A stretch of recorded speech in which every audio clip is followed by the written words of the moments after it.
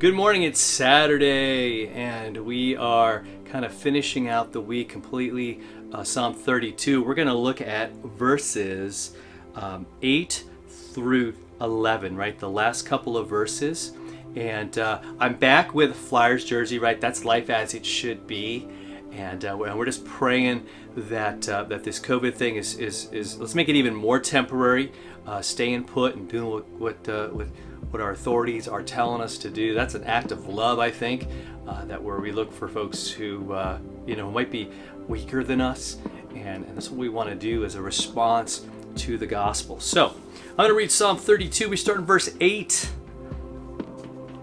This is after David's talking about being forgiven, and he talks about, right, that we should pray to God and go to him all the time.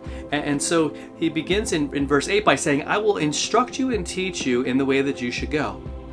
I'm going to counsel you with my eye upon you. Be not like a horse, right, or a mule without understanding, which must be curbed with a bit and a bridle, or it will not stay near you, right? It's like he's going, look, don't be like a stubborn animal that has to be like just kind of pulled along, right? You respond to God's love, respond to who he is with this kind of willing obedience because of who he is and how great he is. And in verse 10, he says, many are the sorrows of the wicked, but steadfast love surrounds the one who trusts in the Lord. Be glad in the Lord and rejoice, O righteous. Shout for joy, all you upright in heart. I don't focus on that phrase there. I believe it's in verse 10 where David says, look, that the love of God surrounds us as we trust in him. And it kind of reminds me of a scene in the Lord of the Rings movies. I love those. And Frodo and Sam they're just trying to destroy this ring, and they're at Mount Doom, and they're just surrounded by evil. And there's so many scenes in those movies and in other movies where the heroes are just surrounded. Might be by evil or just by evil creatures, right, from another planet or from deep within the earth or whatever it is. And you almost panic when you're watching it. You're thinking, like, how are they going to get out of this? This looks horrible. Because they look in front of them, they look to the left, to the right, they look behind, they look everywhere, and there's just nothing but defeat. There's nothing but bad news. And maybe that's how you're feeling now. This has been a few weeks into this COVID-19 thing, and maybe you're like, I look ahead and it looks uncertain. I look around me, I look at the people around me, I look at what's happening, I look at the financial issues and all that, and it just spells out defeat.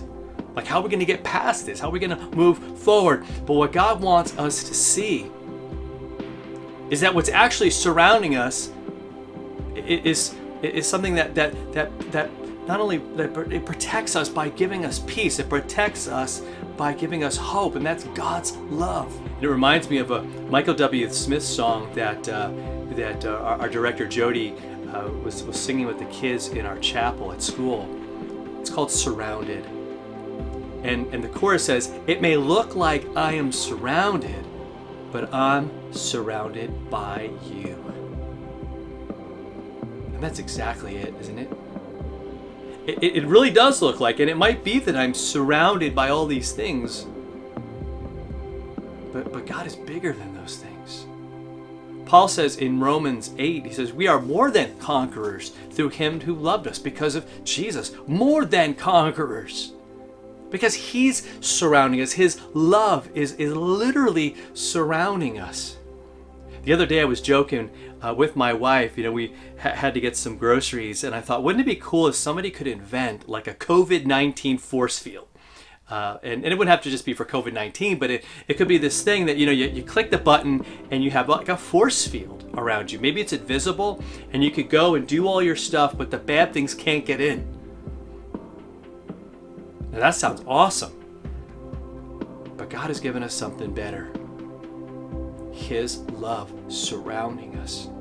So no matter what's going on, no matter what's happening in our lives, we can look in any direction and see that he loves us and that he is with us, and listen, that he's not going anywhere. So you might feel like alone during this COVID-19 thing, but you're not. He's with you. Just think about that. Take a minute and pray about that. Thank him that he surrounds you with his love, his mercy, and with his glory. All right, so we'll see you next week. We're going to be looking at Holy Week.